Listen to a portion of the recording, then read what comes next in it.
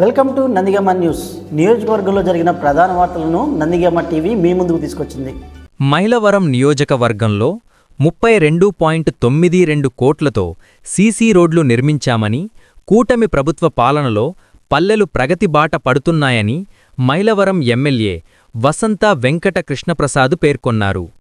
పల్లె పండుగ 2.0 కార్యక్రమంలో భాగంగా రెడ్డిగూడెం మండలంలోని కూనపరాజు పర్వలో 71 లక్షల ఎన్ఆర్ఈజీఎస్ నిధులతో నిర్మించిన సిమెంటు రహదారులను ఎమ్మెల్యే వసంత కృష్ణప్రసాద్ బుధవారం ప్రారంభించారు.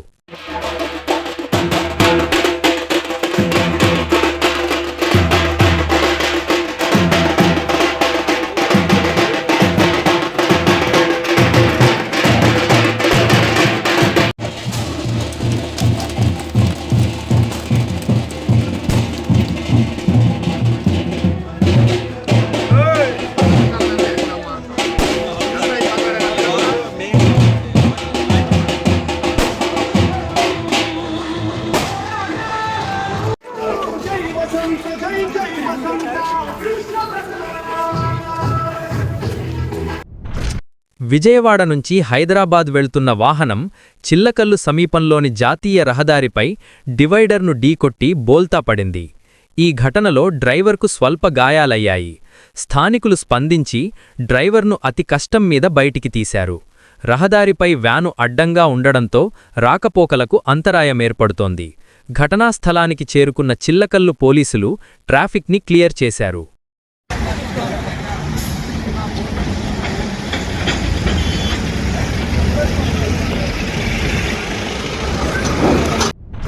యుద్ధం వల్ల పలు ప్రాంతాల్లో పెట్రోల్ దొరకదన్న వదంతులతో ప్రజలు బంకుల వద్ద క్యూ కడుతున్నారు.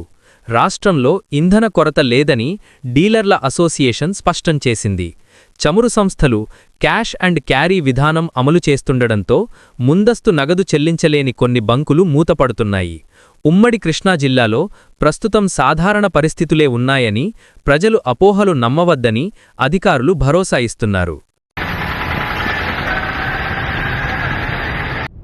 విజయవాడ నుంచి తిరుపతి వెళుతున్న ఆర్టీసీ బస్సు నెల్లూరు డిపోకు చేరుకోగానే విషాదం చోటు చేసుకుంది. బస్సులో రెండో డ్రైవర్గా ఉన్న ఎంఎస్ రావు సీట్లోనే కుప్పకూలిపోయారు. తోటి డ్రైవర్ సమాచారంతో 108 సిబ్బంది వచ్చి పరీక్షించగా అప్పటికే మృతి చెందినట్లు తెలిపారు. కూటమి ప్రభుత్వంలో రైతులు పండించిన పుల్లశెనగ, ఇతర పంటలను కొనుగోలు చేయకుండా ఆ నెపాన్ని వైఎస్సార్ కాంగ్రెస్ పార్టీపై మోపటం విడ్డూరంగా ఉందని మండల పార్టీ కన్వీనర్ ఆవుల రమేష్ బాబు, మాజీ జెడ్పీటీసీ సభ్యులు కోటేరు ముత్తారెడ్డి పేర్కొన్నారు. వీరులపాడు మండలం పెద్దాపురం వైఎస్సార్ కాంగ్రెస్ పార్టీ కార్యాలయంలో విలేకరుల సమావేశంలో మాట్లాడారు. శనగలనేది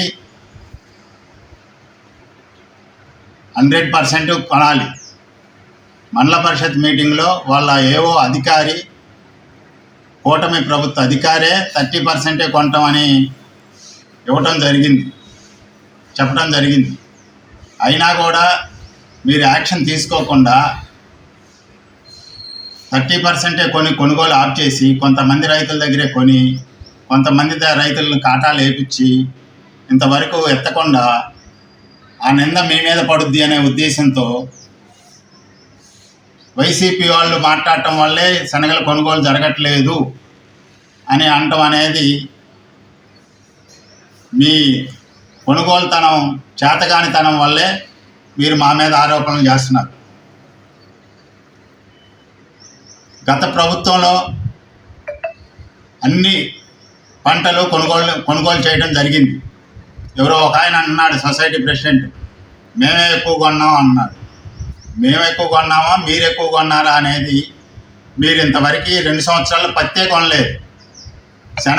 శనగలు కొద్ది కొన్నారు, మిర్చి కొనలేదు, కందులు కొనలేదు. పెసలు వచ్చిన 4 నెలల తర్వాత కానీ రైతు దగ్గర లేకుండా ఓన్లీ వర్తకుల దగ్గరకు పోయిన తర్వాత మీరు కొనుగోలు మొదలుపెట్టారు.